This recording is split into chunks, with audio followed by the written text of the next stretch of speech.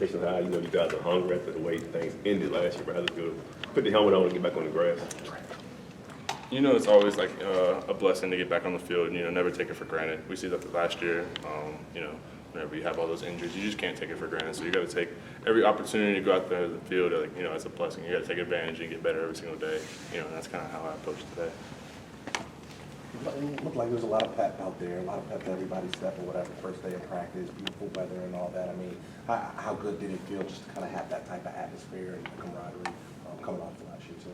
Yeah, like I said, it's day one, a lot of energy, a lot of guys are excited, a lot of good energy heading into the next season, but there's a lot of things that we need to get better at, and we got to focus on those little things every single day and keep on getting better.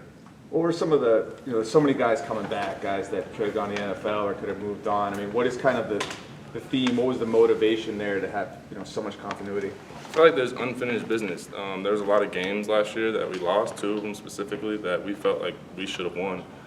So just, unfinished business, I'd say. Just having that motivation to come back and finish what we started. The hype surrounding this team, Drake, is going to be huge this year. How do you avoid that noise and just play football? Yeah, it's something we kind of talk about in the building, just how to handle all the hype, all the noise, the pressure.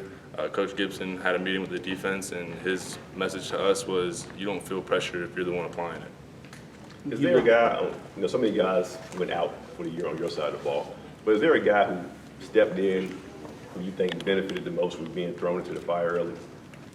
I'd say there's a number of guys. You got Devon Betty, you got Jalen Scott, you got, Devin Boykin stepped up at times and he went down. Jakeem, he's played a lot of football, but he was asked to have a bigger role.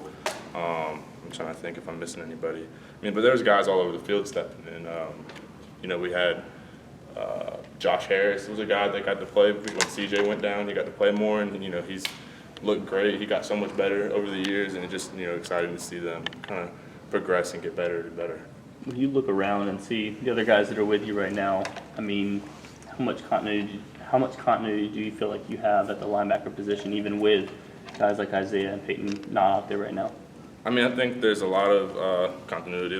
We meet together, obviously. We eat together, we hang out together. I'm good friends with, Caden. He's a young guy, but I've been trying to, help him out, teach him. And, you've seen a lot of growth from him, from when he first got here to now, last spring to now. And just, really, exciting to see him playing the way he's playing. What difference is it for you when you play middle linebacker versus strong side? I would say your reads a little bit different, your fits in the run game, your drops. There's a lot of differences. But, at the end of the day, linebacker.